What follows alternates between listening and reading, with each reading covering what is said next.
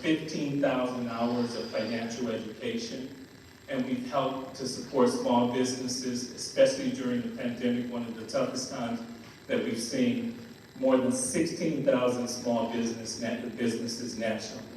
So community banks like Carver, we're living out our purpose, which is to be fiercely loyal to our community and very much focused on being local in terms of our approach and our business decisions that we make. Before we jump into introducing our incredible speakers, I also want to take an opportunity to ask the women leaders of Carver Federal Savings Bank, if you're out there, please stand and join me in giving them a big round of applause.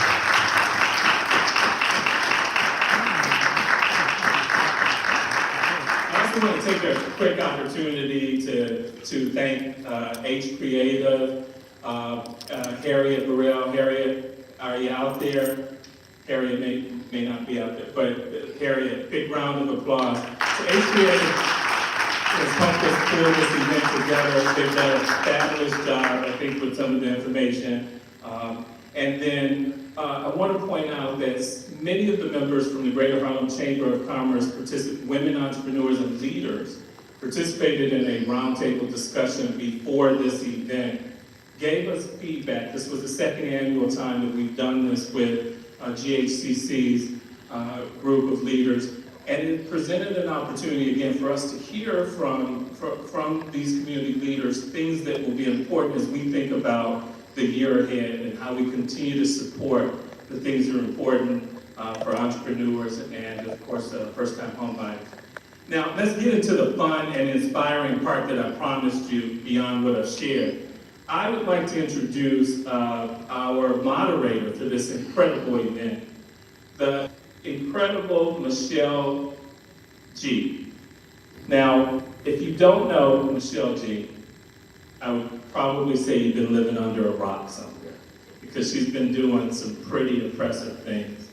But you'll certainly have an opportunity to experience the breadth and depth of her contributions from this panel today. Michelle is the president of multicultural advertising for Allen Media Group, which includes the Rio Properties and HBCU Go TV. Her team is responsible for growing this critical Black-owned media brand. G has also worked for other powerful media companies, including Ebony and Jet. She's done some work with CNN, A&E. The list truly goes on. Again, an impressive career. Her mission is simple: lead people, transform communities, and drive revenue.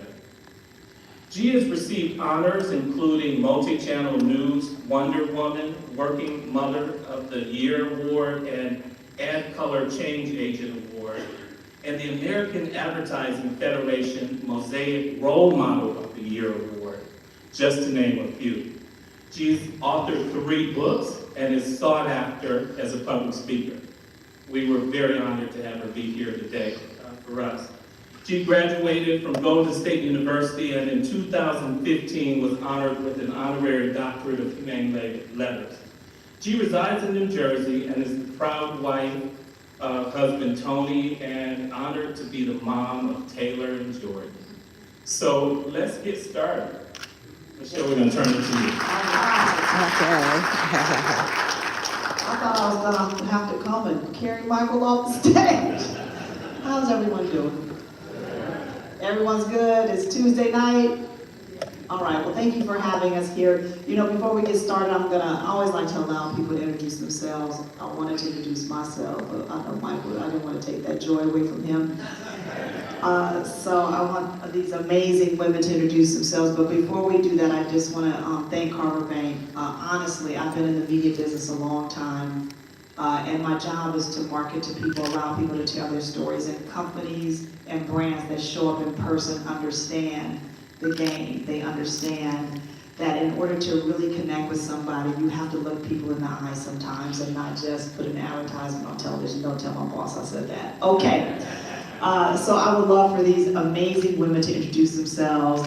Robin and Captain, I can't call you anything but Captain Merchant, and Jessica. So you want to go ahead, Robin, and introduce yourself, please? Yeah, Yeah, I'll be brief. My name is Robin Madden. I'm a partner at a law firm called Lewis Bacchus. I am excited to be here. At Morgan Lewis, I'm the head of the banking and financial services group. But last but not least, I'm a proud member of the board of Carver Bank. So it's great to be here. I'm looking forward to all the discussions here. Well, good evening, everyone. Truly honored to be here. Thank you to Carver Bank. Thank you to Ms. G for moderating the panel. I am Captain Zita Merchant. I am the commander of Coast Guard operations here in New York and New Jersey. In that position, my title is Captain of the Port. I've been in the Coast Guard 26 years, and with this being a women's panel, one of the things that I say throughout my career, I was either the first woman, the first African American, and definitely the first African American woman in most of the positions that I've been in. And just throughout my entire career, I had a lot of leadership lessons and lessons learned, and I look forward to sharing them today. So thank you. All right. Ooh, that's going right up to that. All right, cool. My name is Jessica Spaulding. I'm the founder and CEO of Harlem Chocolate Factory. Harlem Chocolate Factory is a local artisan chocolate brand where we use chocolate to convey the various cultural experiences of Harlem. All that to say, like, we make really, really good chocolate. It's only 3 blocks away. We're Harlem's only chocolate shop and one of maybe 3 Black-owned chocolate companies in the city, and definitely the only artisan chocolate shop. So, just trying to break barriers and do our thing. I also sit on the board of a local nonprofit dedicated to uplifting Black single mothers called the Current Project. And I'm a mom as well, but I'm here today definitely trying not to be intimidated, but I'm going to stay confident as much as I can. But definitely very appreciative to be a part of this. Captain Merchant, thank you for your service. You know, as I mentioned, my husband's also a JAG officer in the Army Reserves. So a little bit of information. So I'm a little Black girl from Oakland, California. So if I'm not in corporate America, I'm fighting somebody on a street corner. This conversation is really important today because as we were talking in the background, it doesn't matter if you're an entrepreneur, you're serving in the military, you're in corporate America, oftentimes we find ourselves invisible. And they're like, just raise your hand, but raise your hand where we're not invited to the table when we've earned it. So I believe there's a lot of experience up here. I hope that you garner some of this. I hope you take this. I hope you figure out how maybe you can help us on our journey, if that's where you are in your journey, or vice versa. We're going to talk for a few minutes. There will be questions. Please feel free to ask questions. And then we're just going to jump in and get started. So I want to just talk about success, right? And what does success mean for you in your journey right now? Robin, you can go ahead and start. I'm going to go one by one, so I guess I will jump out first. I mean, I think success means, a lot of different things. I think we, sort of did our intros and mentioned, family, which is really important to me, as well as my career, and, most important, I think, is community.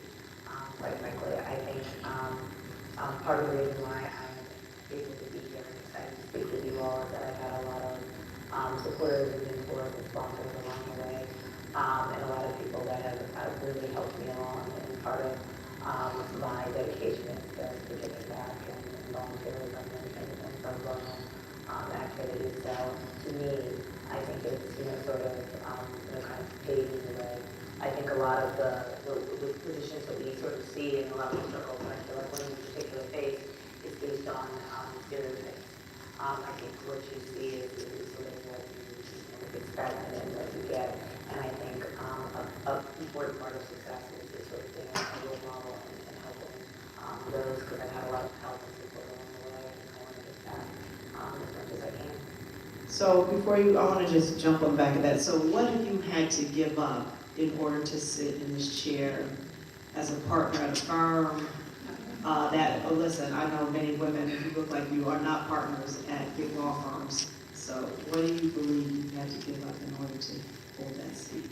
She's alluding to what we talked about in the break room, and it's a very fair comment. I definitely feel like I have definitely, sacrificed a lot of sleep.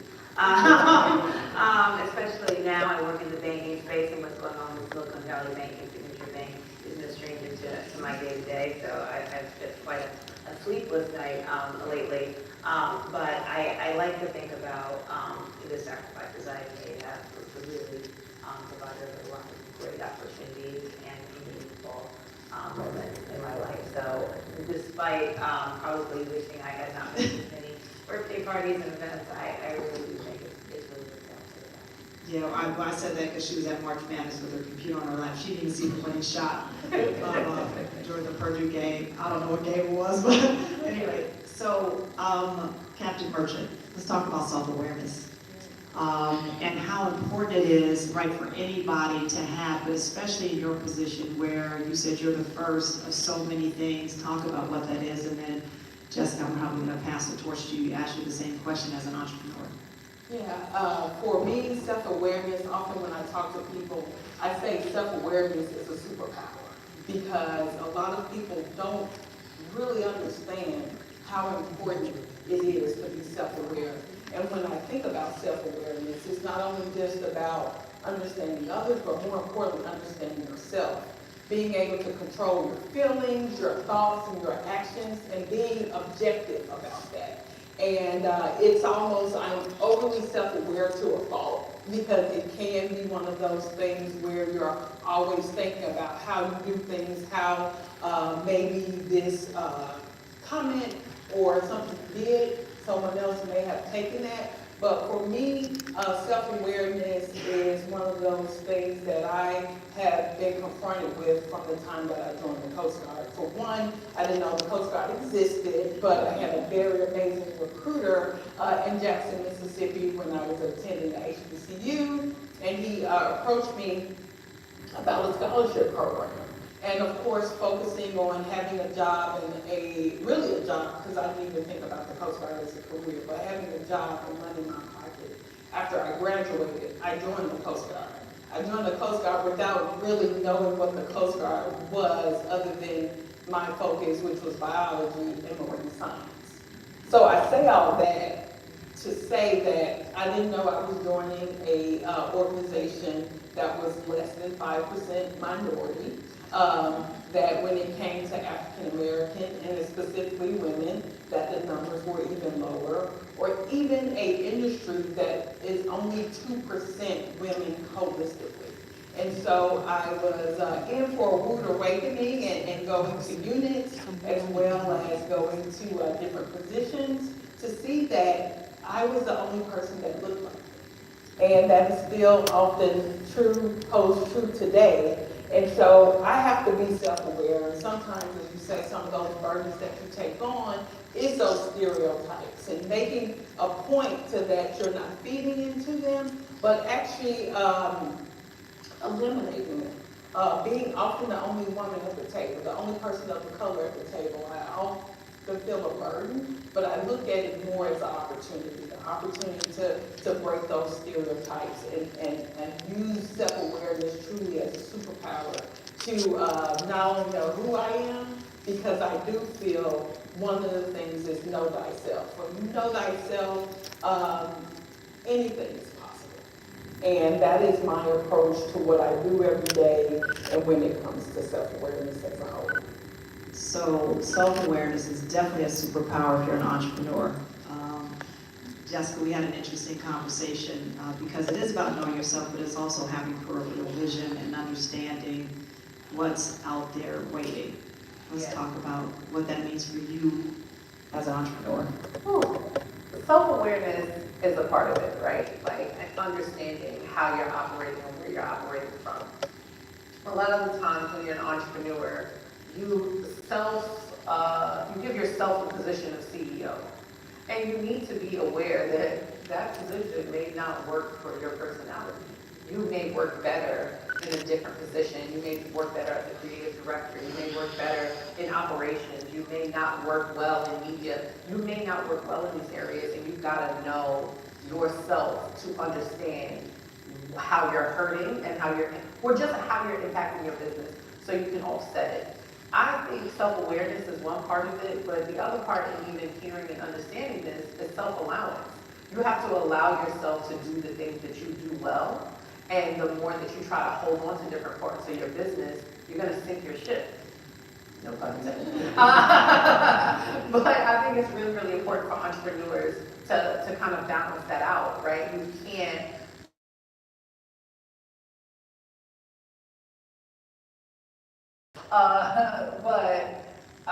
you think that you become self-aware of your weaknesses and then you have to change them. And it's really, really important to not commit to that and recognize that you're building a ship and you have to get people in other positions, right? It's important for me to do the things that I do well. It's not cost effective to my business for me to retrain myself to be an operations manager. Like you asked me when we first met, like, oh, did you hear about that order? No, because I don't give them that part, because if we allow Jessica to do this with my, with my brain and all the things that I'm handling, we'll never get an order out. But when I first started, I called one of my best friends and I said, hey, you're an amazing, like the things you do with events and corporate gifting and the things that you're doing, why don't you stop doing that for them and come do that over here? And, identifying the people who are best for these positions, for the things that I'm aware that I don't do well, is a part of it. And I think I'm going to come to you, Robert. I think it takes a lot of honesty, right? And self-reflection and understanding what you're good at and what you're not. And oftentimes we don't want to admit that. And other people don't want to tell us, right? Because then there's this whole HR thing. Robert, please. Yeah, I love this question. I think about it a lot. I think that women and people of color, there's a lot of institutional barriers. And I think it's important to talk about those too, but I really like the way this question is framed in terms of, no one ever really talked to me about the ways that I held myself back, and I think that comes from the fact that there is a bit of a socialization barrier that exists.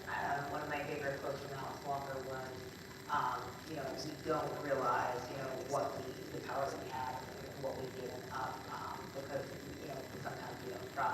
I think it's important to talk about the things that exist that are out there.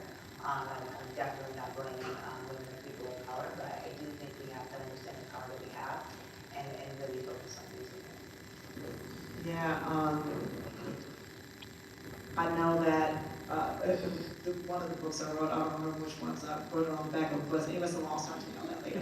But I know I spent 12 years at 3 companies with the same job title because I was searching and looking and not paying attention to the entries, of the barriers of entry. I wasn't paying attention to how people were receiving me. So I was like, Michelle, that's your fault.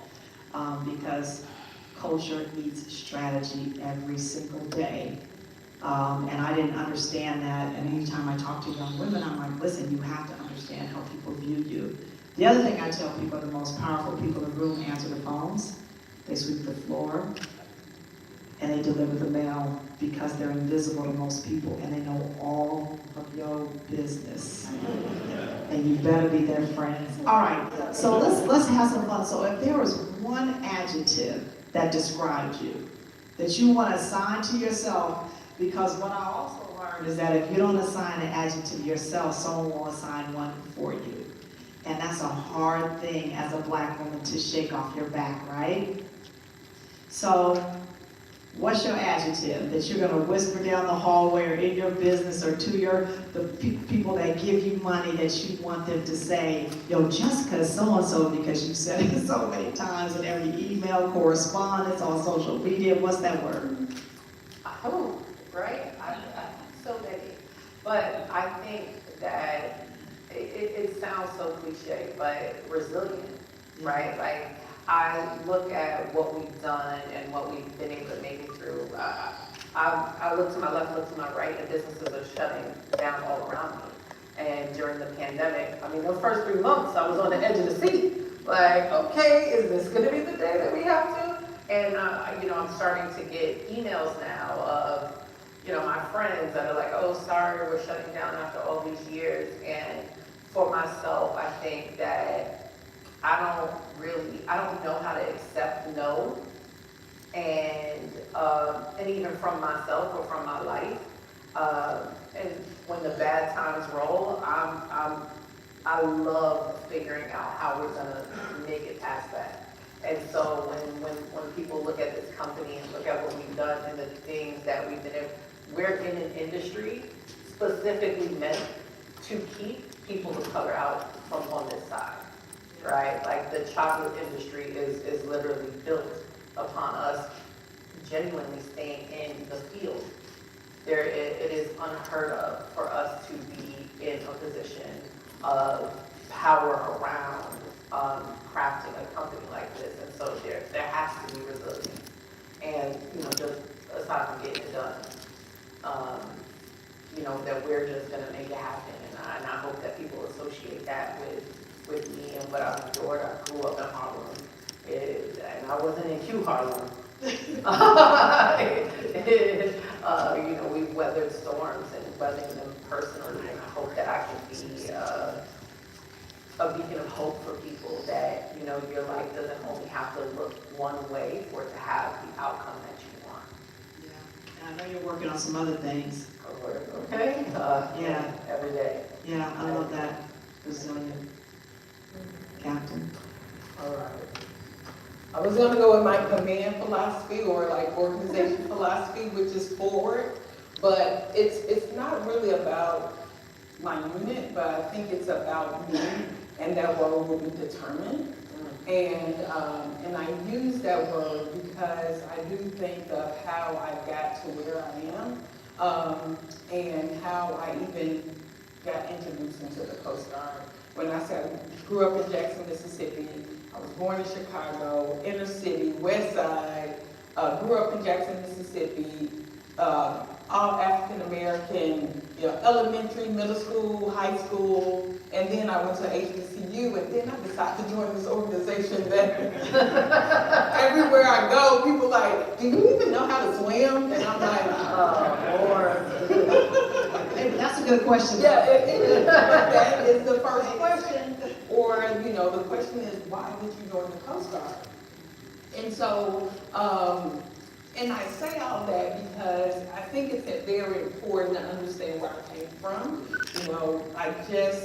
I don't even want to say very, gave an amazing home going to my 97-year-old grandmother who was raised in a plantation, worked in the field. My mom worked in the field. My mom and dad only had, 8th grade and 12th grade education.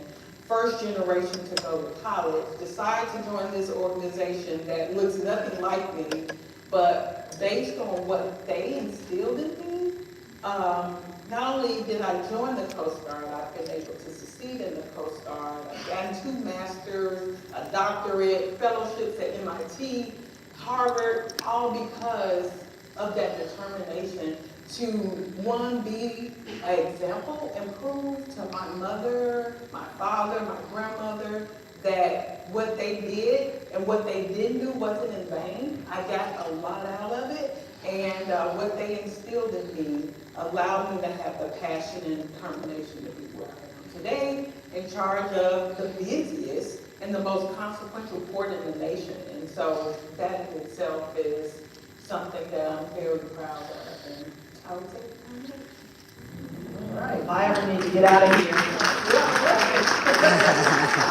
I ever need to get out of here, I know you control the port. I'm gonna be calling you like one of those ships. that's where the travel is, Ms. Gosh, Ryan. there are always words that I would describe myself, and I think I'm going to choose one that's not even an adjective. I think I would go with feminist. I'm going to use the F word, so to speak.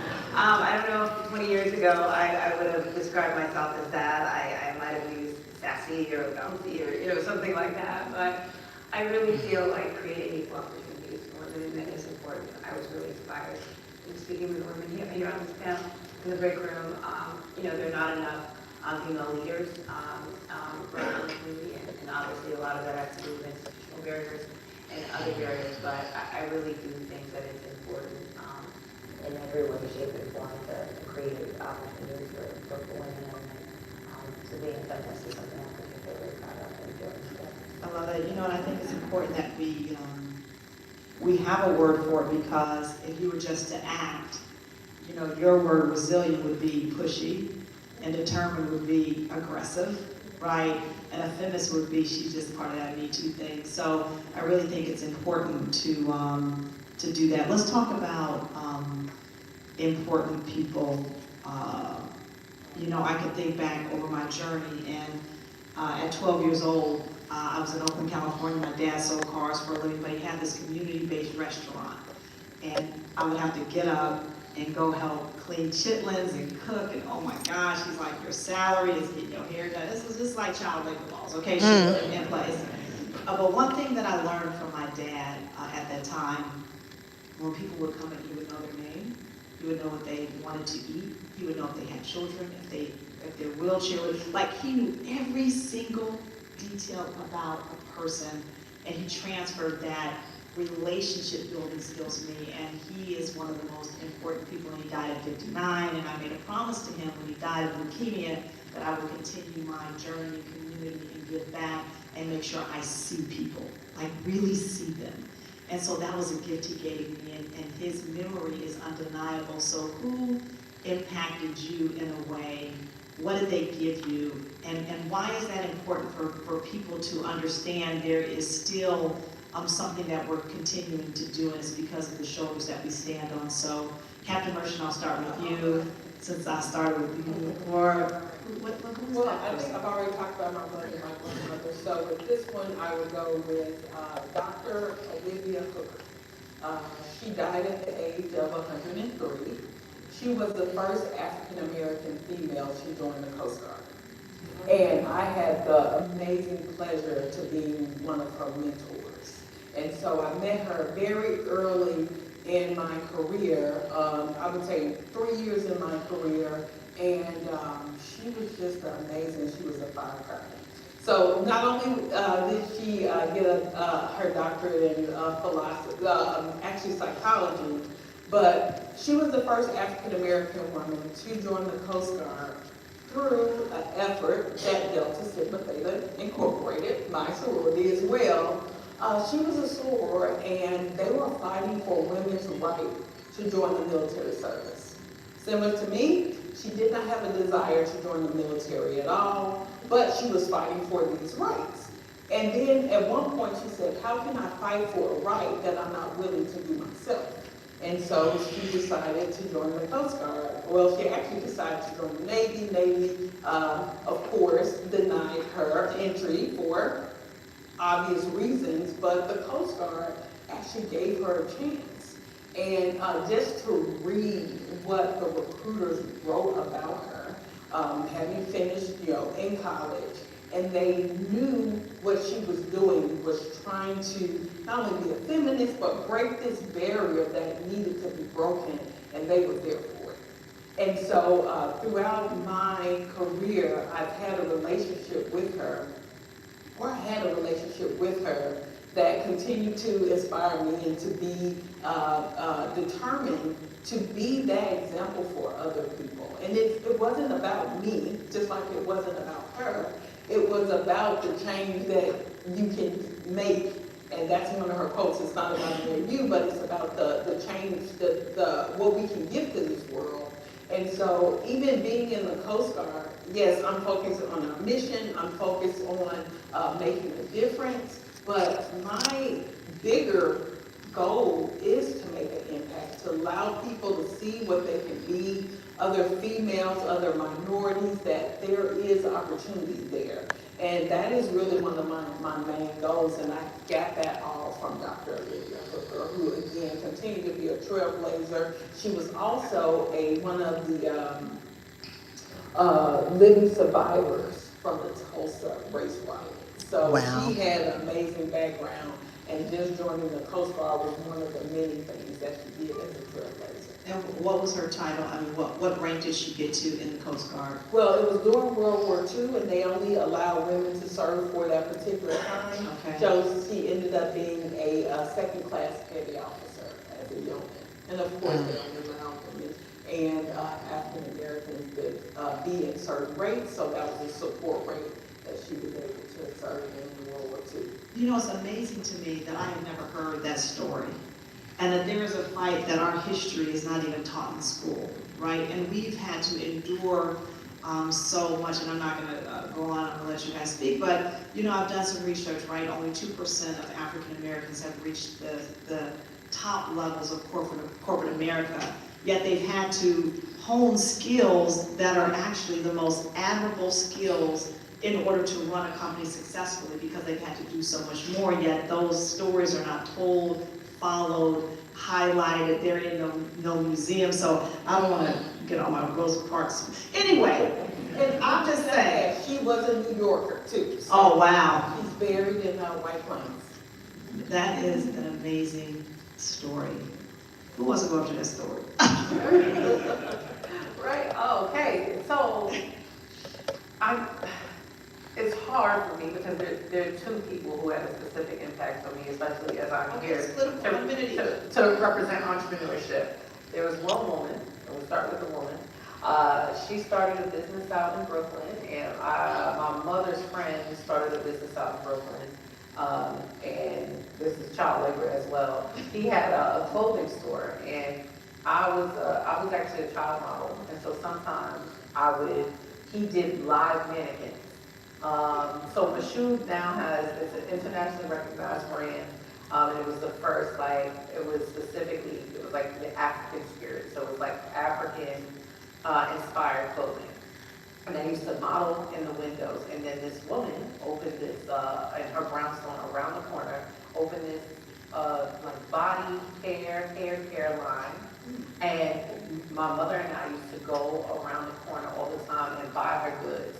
And I watched throughout my life her miraculously turn that into a household brand.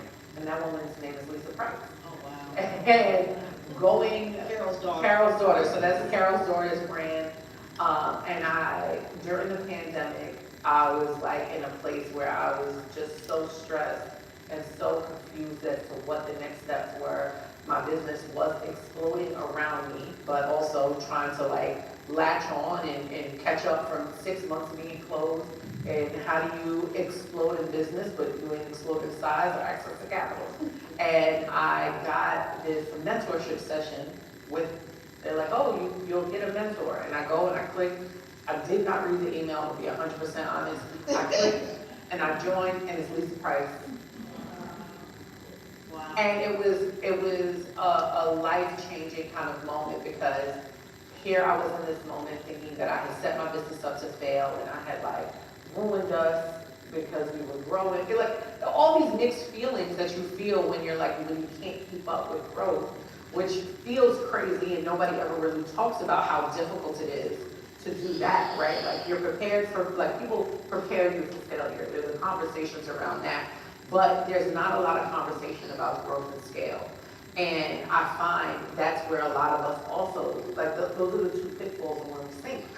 And she went through this whole conversation about how difficult things were for her when growing and scaling Carol's daughter, and it was the most life-changing and forgiving conversation that I could ever bear witness to. And then the second person, this is gonna sound crazy. I grew up not knowing what entrepreneurship was, but around a whole bunch of entrepreneurs. So there was this guy in the building that managed my building. My mom was a single mom. My father unfortunately passed away when I was really young. And she had to work a lot. She was an operating engineer, first black woman in local 15.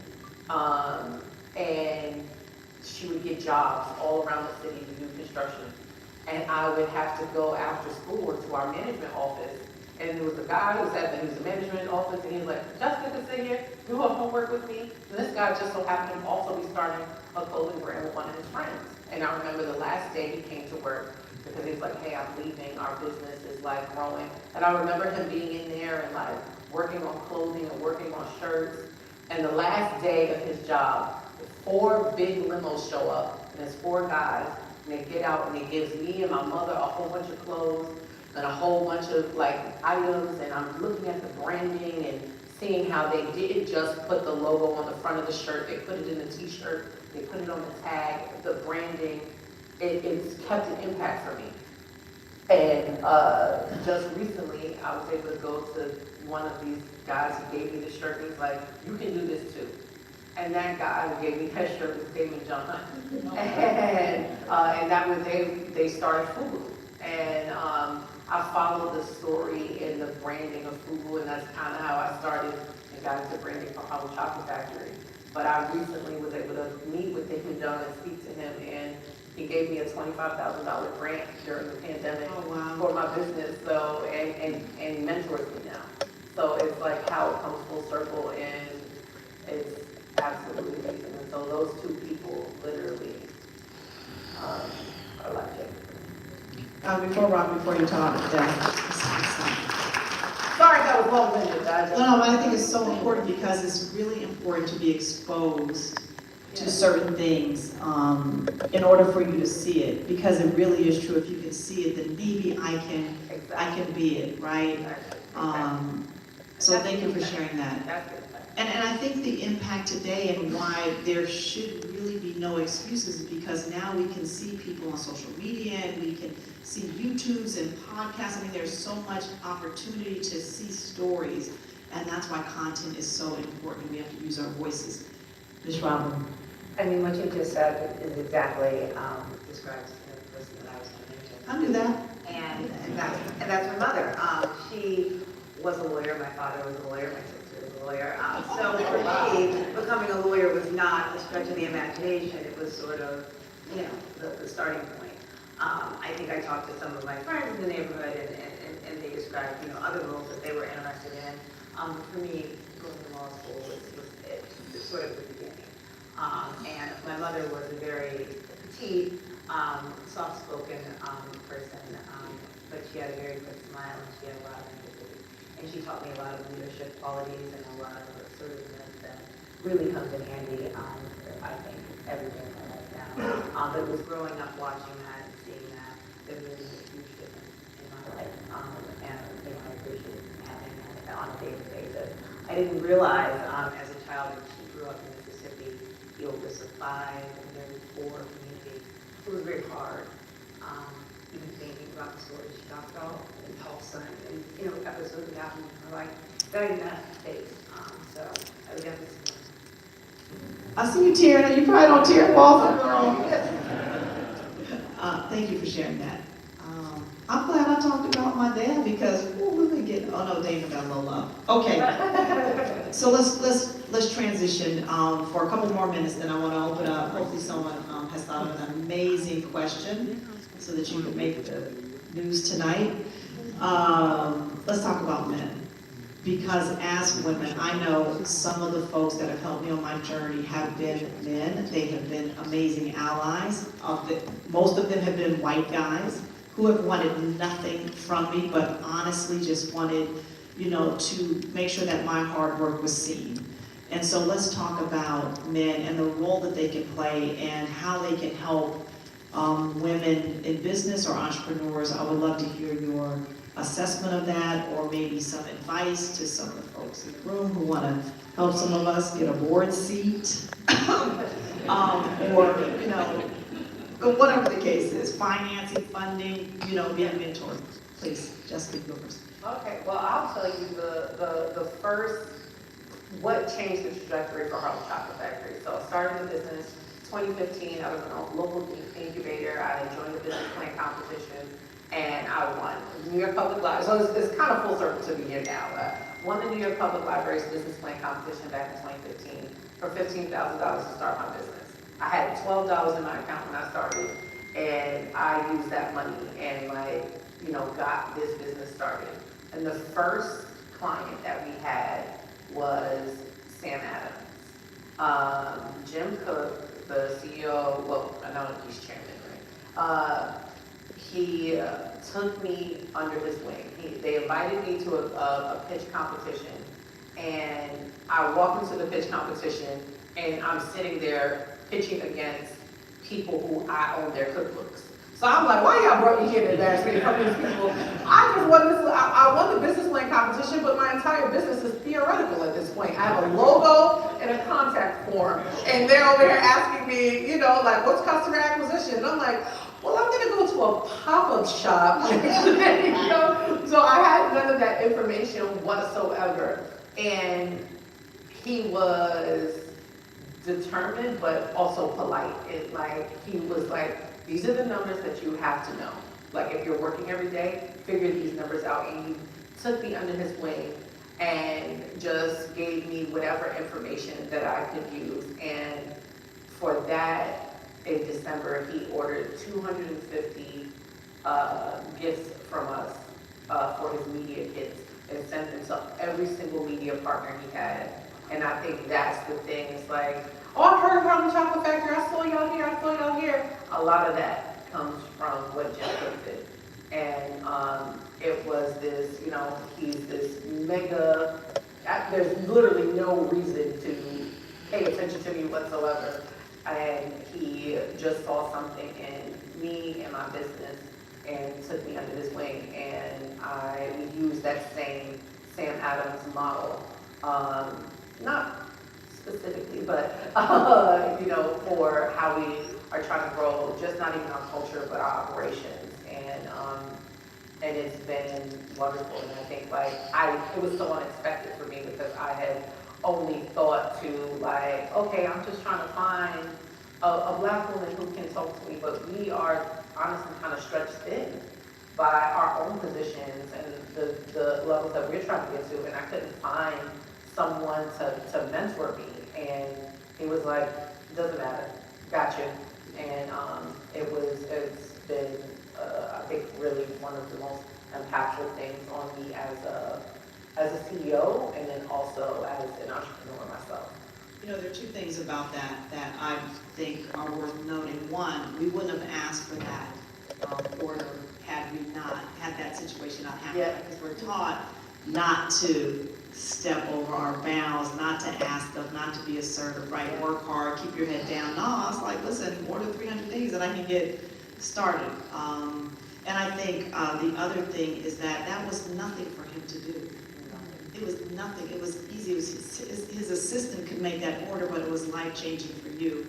And I think if people think like that, it's simple, just like for Carver Bank, to deposit something small is still a deposit, and to tell their family and their community to do that is meaningful because there is an exponential outcome and factor to that one movement to get your community to do some things. So thank you for sharing that. I'm gonna call some people tonight and tell them what I need them to do. There's some people who they don't even have to, just call their secretary and tell them to get it done. Carl, if you're ever looking for a gift, I mean, the reality is, right? Absolutely. At the end of the year, everyone's getting the same chocolate. Give them something different. And it doesn't have to be the end of the year, right? It doesn't have to. I hope you had a cold candy bar for people to curl up with. That changed for us dramatically, where people could no longer, go on vacations and go, the idea of premium chocolate was something that people were treating themselves, and there's resurgence in self-care. I want people to just eat better chocolate in general, that's my goal, but I think that people also saw hey, let me do this thing for myself, and I feel a little different after this, higher end bars and that thing that we get at the corner store. Yeah. No shade. Yeah.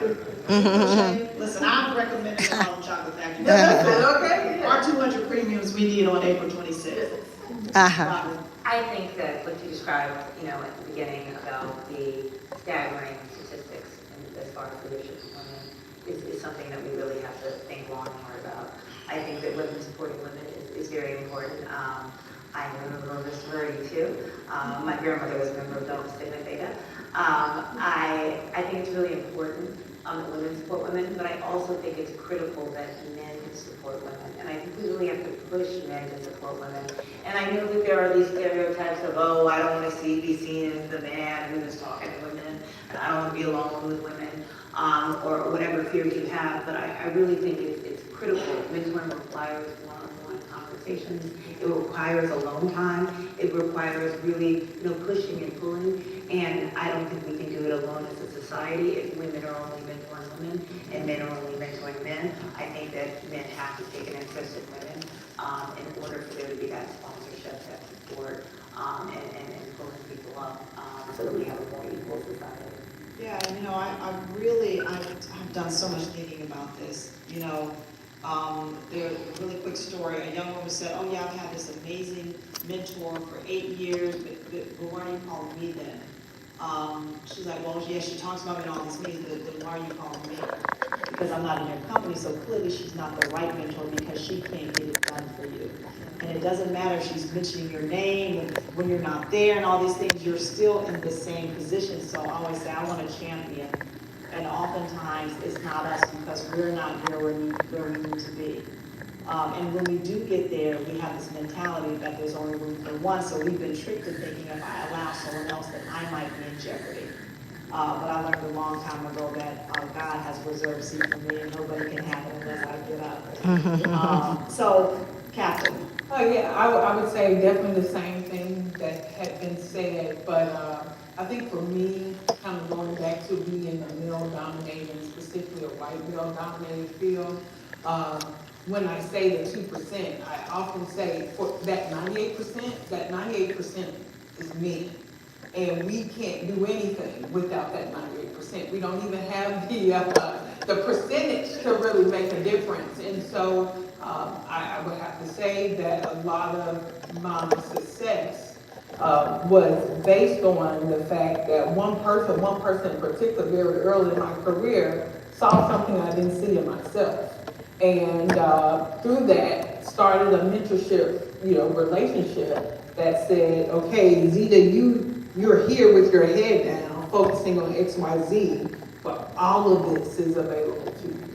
And I was so focused on what I could see and what I could reach was that I started getting in my own way. I gave him, excuses. Well, I don't want to do that because of this, and I don't want to do that because of that. But then he was like, okay, I'm going to give you an opportunity to finish what you said you want to do, and I'm going to come back in a year and give you this opportunity, give you another opportunity to see the Coast Guard from a larger point of view. So I was doing operations in the location, but what he offered me was to get an enterprise view of the organization and work for him at our headquarters.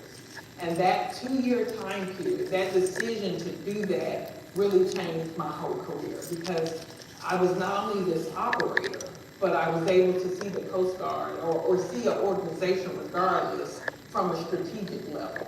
And I started looking at everything that I did from that strategic level. While I was an operator, great, saving lives, making a difference, I was also understanding what that meant for us when it came to a budget, when it came to, personnel. And so that advocacy is paramount.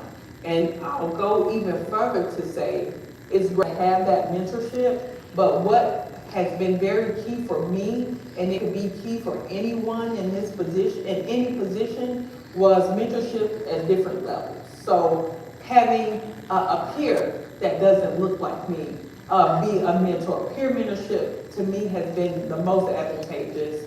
You have that mentorship that's 2 or 4 years ahead of you, but then going to your point, you have that sponsorship and that champion that again speaks about you in rooms that you're not in. I feel like mentorship is something you should seek and ask, but sponsorship and champion is what you earn. And people have to understand that balance and work all of them. And one last thing, reverse mentorship. And that goes to the point about self-reflection and self-awareness. I need people younger than me to keep me relevant, keep me focused on what needs to be focused on. So I call it a sphere of mentorship, but it goes with reverse mentorship, peer mentorship, the traditional mentorship, and then championship and sponsorship. Well, So those are very key. I have a 16 and 17-year-old I can ship to your house to. They're really relevant because they're my boss.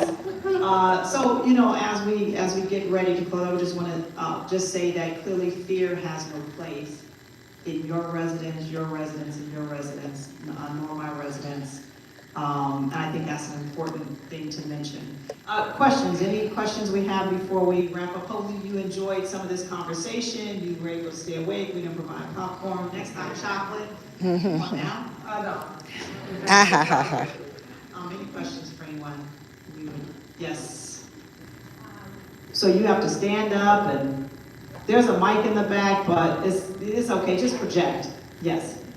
When you feel like you're being disregarded and disrespected, first as a woman, second as a black woman, how do you respond in a way so it's not acceptable that you have a narrative that you as black women? Right. So how do you stand up for yourself in an environment where you know somebody is not being respectful? What's your name? Catherine. Thank you for the question, Catherine. Did I? Yeah, right? Okay. Who wants to take that? Me. Because I want us to dismantle our fear of looking like an angry black woman, because sometimes you're a black woman and you're angry. When you play with my money, I get upset. Every single time, when I respond to your email with the answer to what you said in the email, I get upset because can you read? Can I not read? What is it?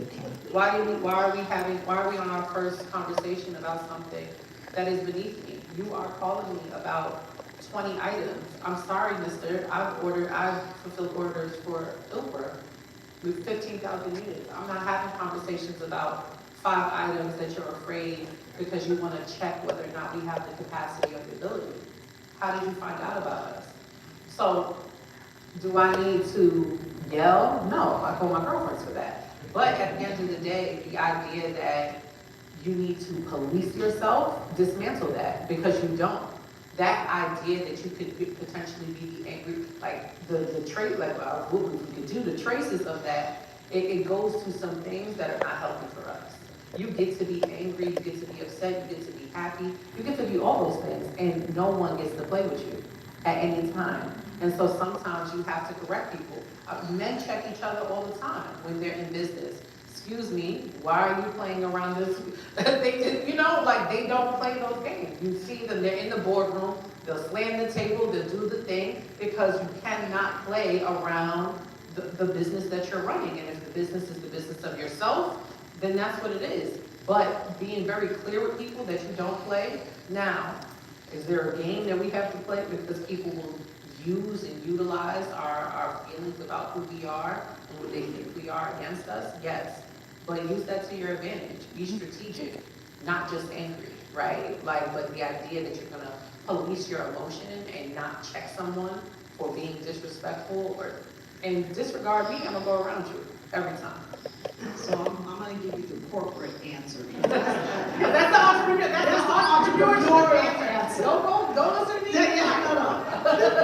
Because it's a great question, right? And so, over my 30-year career, I have probably been called angry a couple times.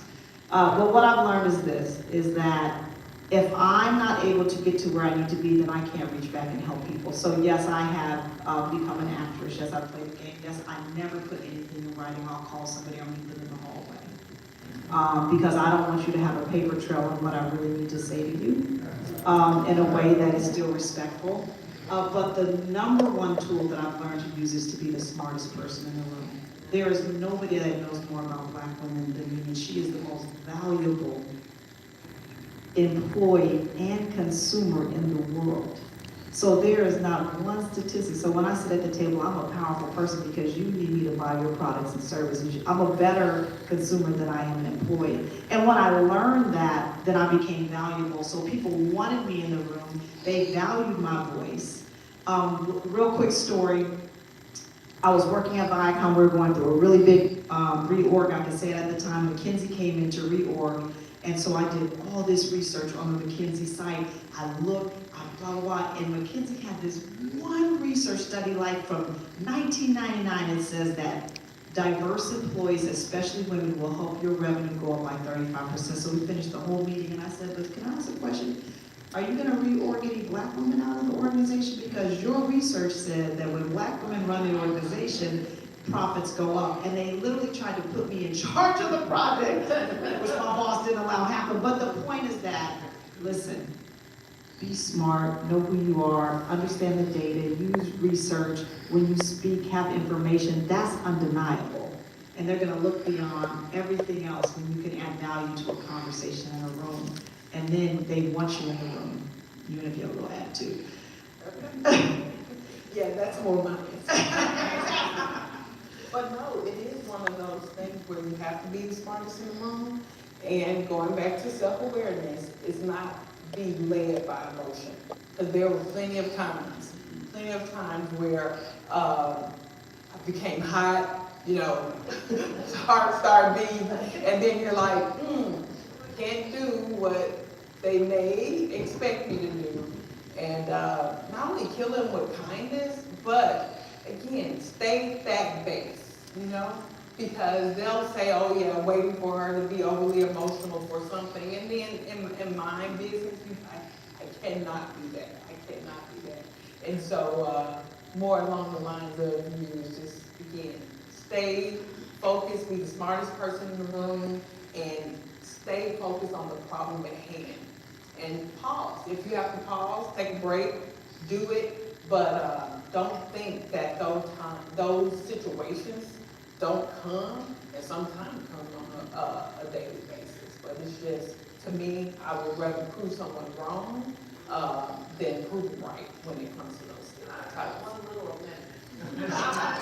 One little amendment, because I want to tell you that I have used being disregarded to my advantage several times. There are certain contracts and things that we've done because, people are not valuing what I bring to the table, and unfortunately, they start showing their hand. And I had a meeting this morning where we can tell, throughout this entire process, it's been a lengthy 2-year negotiation, and we got on a meeting this morning, and because they continue to disregard me, and they think that they clearly think less of me, but they made the mistake of telling me information that they absolutely should not have. And I'm going to use that to my advantage with our attorneys, and it's going to be amazing. And we're going to, it's really going to propel our negotiations forward, because they were never supposed to tell me the figure. And when people are disregarding you, when people are not paying attention to you, sometimes you can, sometimes you just got to be the swift ninja. And we get off the phone, and Aisha and I call each other, and we're like, did they really just say that? And they're like, are they just ignoring us? And, oh no, I'm not going to send you that paperwork. Why are you not sending me the paperwork? But use it to your advantage. And sometimes, yes, we want to be seen and heard, but sometimes being the ghost, you get the information. I think this is a really hard topic. Just because I feel like there's a lot of statistics and data out there about success and likability being positively correlated for men and not positively correlated for women, which means that women become more and more successful, the less liked we are, while that's generally the opposite for men. And a lot of that, I think, falls down to stereotypes. We're more comfortable with men having, being assertive and having strong leadership qualities than we are women. We expect women to be carers and givers and sharers. And so when we see someone who doesn't fit that stereotype, it might cause a negative reaction, which might not happen if there's a person with a different gender. So I think this is a really tough one. I think it's a really good question. I think it's something that you have to be mindful of. But I often feel like it's something that we can't always control because we live in a society that is somewhat where it's at, and it's not used to seeing women in the C-suite, seeing women running the chair and running the meeting. And it sometimes based on how we're raised and brought up, might naturally cause a less than positive reaction. But that doesn't mean don't do it. It just means that if you are characterized as an angry black woman, it might not be because you in fact actually are, but because you see someone speaking in front of a crowd and you naturally stereotype them as reverse qualities. But you see she's dealing with statistics, right? So it's 7:15, so I just want to do one real quick thing. The women from Carver Bank that are in the room, anybody? Hi, because we didn't get to see you, so Michael said, say hi before we got a chance to see you. The second thing, I just want to thank Belinda, where are you? Thank you for your way up there. You know, she was one of the folks that took really good care of us to make sure that we were good. Will did too, but Belinda took better care of us, I'm joking. And Carver Bank, you know, the reason that we're here today is to give homage to women, but understanding that Carver Bank put this on, they're serving their community, and we should make sure that we see them. So this was really not about us. We're here because they see us, and we appreciate Carver Bank seeing us, our accomplishment. So Jessica, you continue to be resilient, and good luck on your deal. Captain, you continue to be determined as you're going to, are you at the high, can you be a general? Are you at the highest you can be? That would be the General. So captain is like colonel in the Army, and admiral, right? Okay, so we're gonna be watching that. And you continue, Robin, to fight for women, and I'm gonna continue to keep it real. I'm super authentic, and that's part of my journey. So thank you for coming. I guess we just can say thank you guys. If there's anybody out there who wants to help us on our journey, we're absolutely open to meeting you and understanding how that can happen. I am that person who will ask for that order. But thank you for coming. I don't know if anybody wants to, or we just say goodbye and then we'll see you guys outside. Okay, great. Thank you guys for coming. We appreciate it.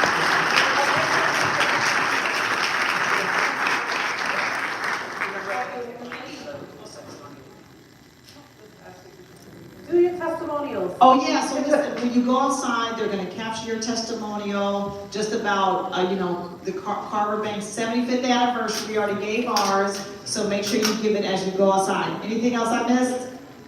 That's it, all right, so make sure you give your testimonial so they can use that to expand and grow their mission. All right, there you go.